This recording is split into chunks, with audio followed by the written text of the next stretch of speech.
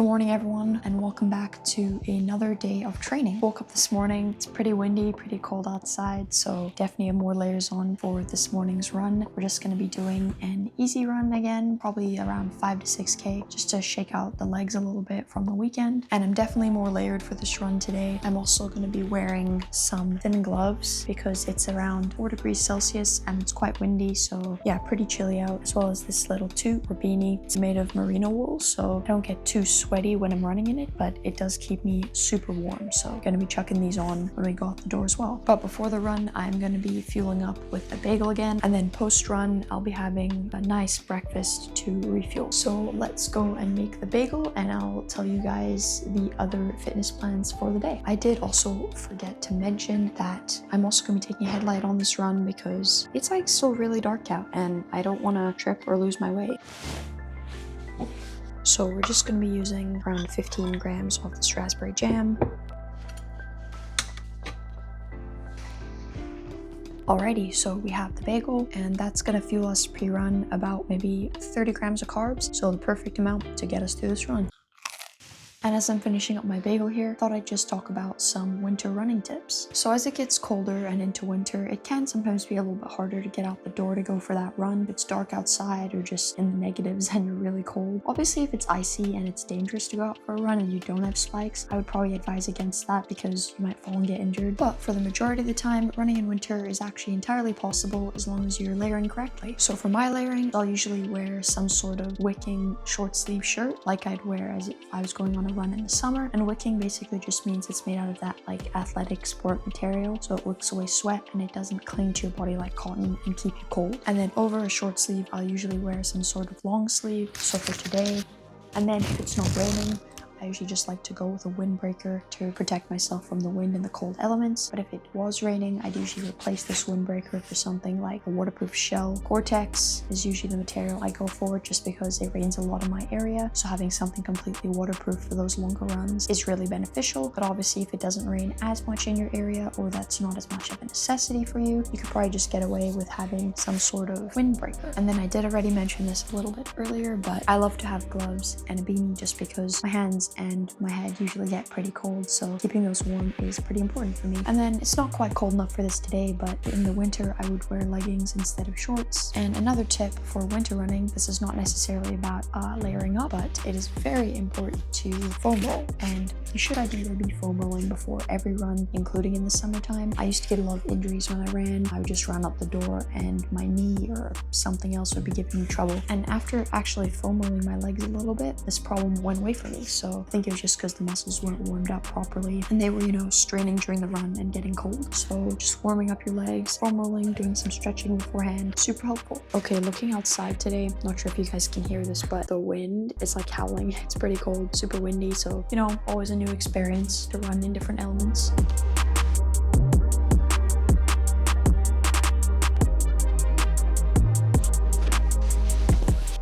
We're all ready to head out on the run. It's actually kind of slowly getting light, so maybe I won't take my headlight after all, but we'll go outside and hopefully it won't be freezing.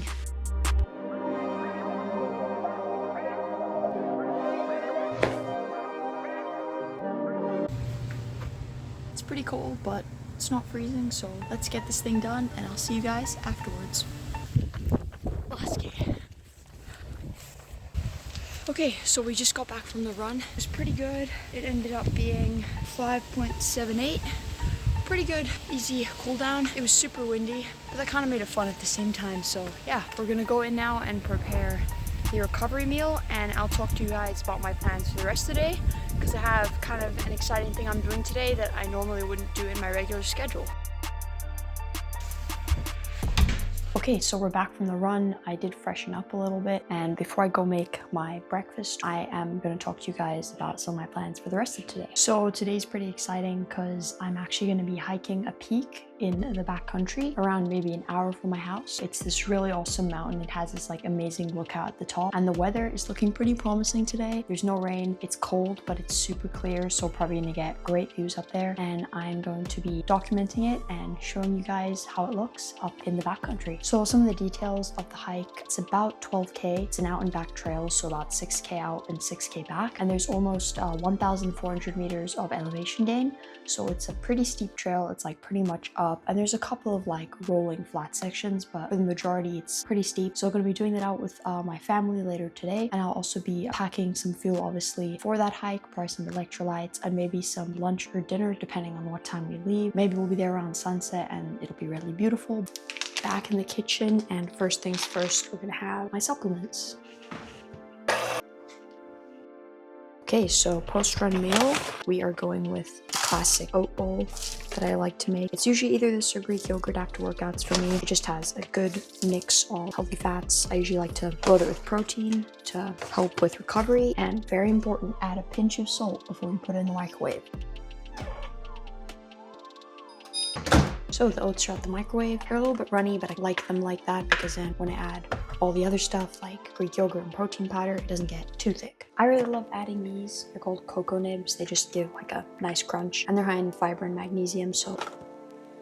Then I obviously add some protein powder. This is a peanut butter flavored one that I really like.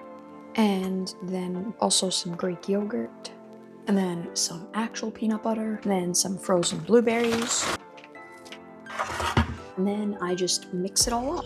And the final product looks like this. I really love using the frozen berries because, as you can see, it turned the bowl a nice purple color. So when I use raspberries, it's red, and I don't know, it's just fun. Okay, so this is the final bowl. We have Greek yogurt in here, oats, creatine, frozen blueberries, cocoa nibs, protein powder, and peanut butter. So yeah, really good mix of nutrients in here. I'll always either have this or a yogurt bowl 30 minutes to an hour after my workout. I don't really like to wait any longer than that, so I'm usually super hungry by then. So I try to get in some good refueling right away. And sometimes I will have oats before training, but the oat bowls I have before training usually look a lot different than the ones I would have after training. So before training, I wouldn't add probably any Greek yogurt, maybe just a little bit if I did. Definitely no protein powder because protein takes longer to digest, and I wouldn't want to be having any stomach issues during training. So I'd probably add something like honey, a banana instead of the blueberries to this bowl, just to make it more carb heavy and less protein heavy and fiber heavy. So it really depends on when my workout is, how I structure my meals, and what I put in them.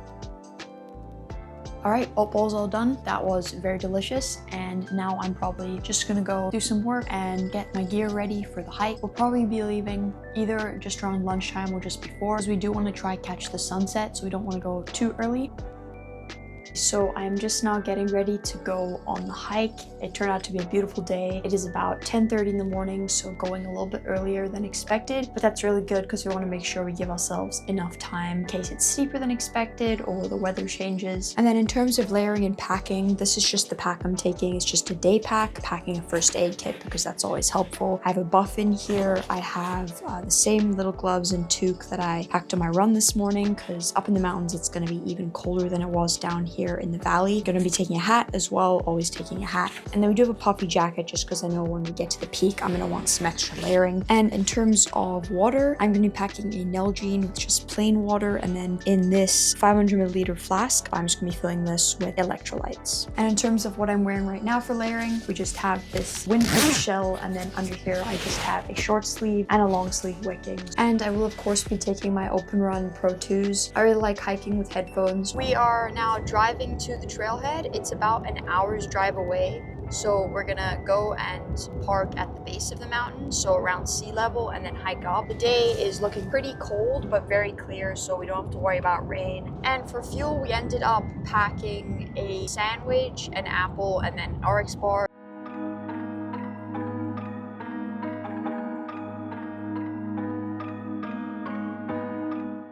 So looking around at these peaks here, the tops of them are pretty much covered in snow. And last week I actually came out here, I did a backpack in one of the other local mountains. There was no snow when I came out, so the temperatures have definitely been dropping. It's definitely been getting a lot colder. You can really see it on the mountains here. So hopefully as we hike up, there won't be too much snow on the trail. I doubt there will be lowered down, but as we reach the peak, there might be some. So yeah, that'll be interesting to see. But about 5 minutes from the trailhead now.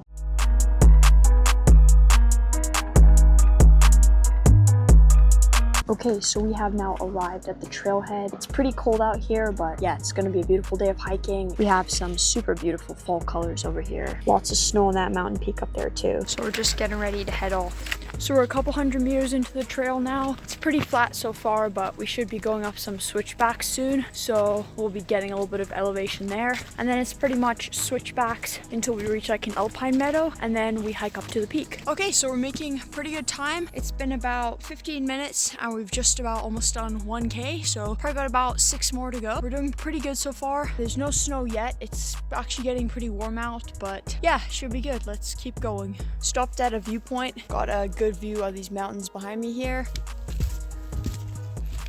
So this trail is actually really nicely maintained. It's super good. I mean, there's some roots and everything, so you gotta be careful not to trip, but overall pretty nice. Steeper than I thought for sure, but it's pretty good. So the peak we're hiking today is called Mount Lindeman. It's kind of near the end of Chilliwack's backcountry in BC. Beautiful mountain. It's super pretty up here. There's actually a bunch of mountains surrounding it, so when you get to the top, you get like these panoramic views, and it's just super insane. Really beautiful. Yeah, and it's pretty good cross training too. Actually, walking up here is no joke. It's pretty steep, but yeah, we're just gonna keep going and should break out into the sunlight pretty soon and get some insane views. So right now, we're just walking through this beautiful forest. The trees are super high, and yeah, it's really beautiful out here. It hasn't really warmed up too much. I think as I'm hiking higher, the elevation is getting more. It is definitely getting colder. We've actually hit what kind of looks like a snow line. On the ground here, there's like little bits of ice, and around me here, there's actually some snow. I'm not sure if you guys can see, but like behind me there. So yeah, that's pretty cool. It's kind of dripping from the trees, so it kind of feels like it's raining right now, but it's just the ice, so maybe we'll get into some actual snow soon. Almost have to look at about 2.5 Ks in. So yeah, the snow line is definitely lower than we thought, but beautiful up here in the fall. Lots of nice colors. There's the first bit of snow on the path.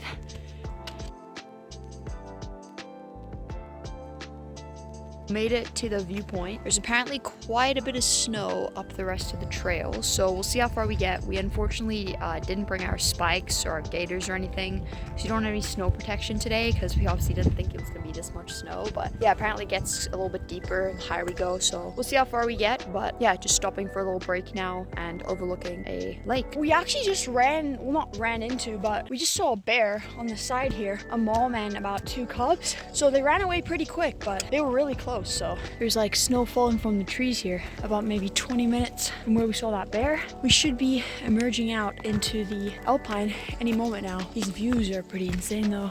Keep making our way. It's definitely cold up here though. Maybe I'd say like 5 degrees Celsius. A bunch of snow just fell down there. Pretty cold up here. Absolutely gorgeous though. And this is really good cross training for me. I'll see you guys when we pop out at the next viewpoint. Likely at the alpine meadows. So there's so much snow up here, but it's like really pretty because it's sunny, but there's also snow as well as like the fall colors. All the leaves are red. So we'll see how far we make it. The path still looks good. Don't need any spikes at this point in time. Just gonna see how far we can go without slipping too much. So we've made it not quite to the meadows yet, but we're getting there slowly. We do have to keep an eye on the time though, because we unfortunately didn't bring our spikes today, and we want to make sure we get down before all this freezes, because right now it's really slushy and wet from the sun melting all the snow. But in about 2 hours, the moment the sun goes behind that mountain, it's gonna get super dark here and the sun won't be shining here, so this should all freeze. So we just got to make sure that we're getting down before that happens so we don't slip. But yeah, just gonna see how far we can make it before we should be turning back. Okay, so the views are just getting better and better on this trail. Still slushy, luckily no ice yet. The sun's out, just have these insane views. So we've just gotten into full snow now. I reckon we're about maybe 1,400 meters high, hiking from ground level. So yeah, luckily the snow is hard packed though, so crampons are not needed yet, but we're just gonna keep on going. Look at that, wow.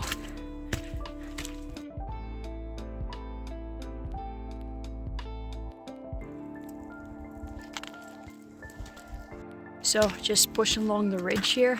We're not quite at the saddle yet. Saddle is kind of up there. Unfortunately, not going to get to the peak today just because the sun is going to set a little bit early, and because we don't have any crampons or spikes, we may get caught in some icy conditions, which can be dangerous. Just making our way along this ridge here. Only 2.5 hours to get to this point, which is not that much considering it was only an hour's drive.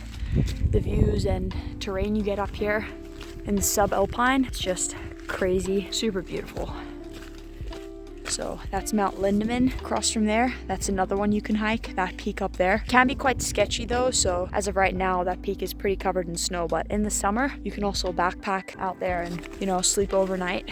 So as you guys can see, the trail is pretty slushy and this stuff's gonna start icing over pretty soon. So if we had gone the whole way, we would have probably gone up there to the peak, but fortunately not gonna be able to summit that today. But beautiful views up here, even just coming this far. Amazing scenery. So gonna start the journey down, and then when we get back to the house, I'll be having my, I guess, post-hike meal. In the end, we did decide to turn back a little bit early. I did put on some more layers just because it's getting a little bit cold out. It's about 3 p.m. right now. So I reckon we should be back at the car maybe around 5. Should take 2 hours back down just because it's quite steep. Absolutely beautiful day for a hike, and really happy I could get in my run this morning as well. That was important just because I find if I don't do my easy run on Mondays, then it turns into I don't do my easy run on Tuesdays, Wednesday, and then I end up having to do like a triple session on Thursday or Friday. So it's also good. I feel I just like it when I start the day with a run.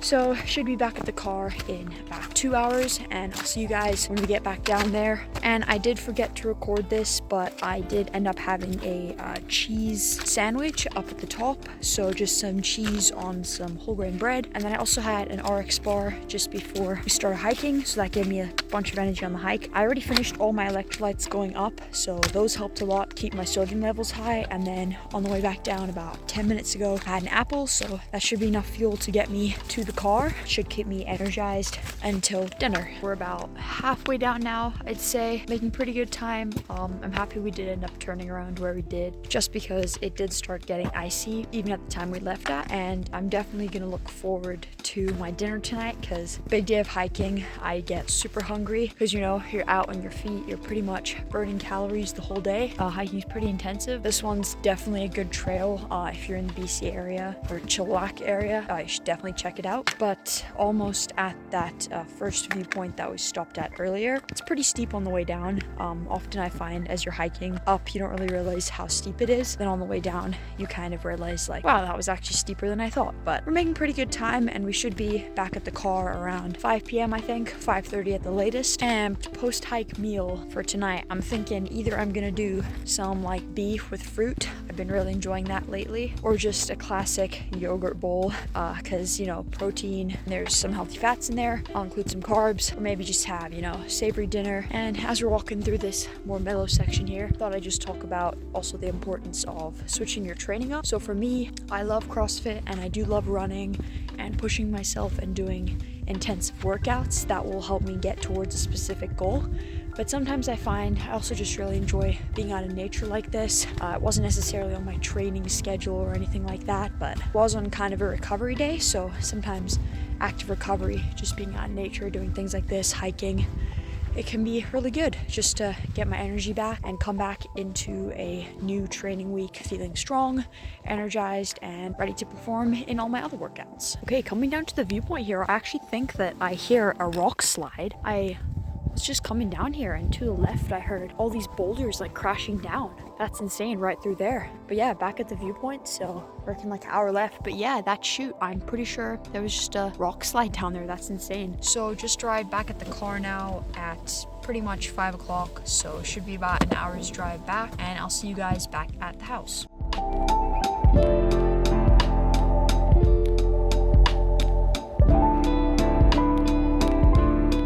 So we got back from the hike, and for dinner I just ended up having some beef and veggies. I'll just pop a picture on the screen right now because I did forget to record it again because I was pretty hungry. But yeah, overall super good training day, and I'm excited to head into this week. This week's gonna be quite an intense training week. I do have a couple double sessions, so those should be fun but hard. And if you enjoyed this video, don't forget to leave a thumbs up and subscribe if you want to see more content like this and follow along with me on my fitness journey.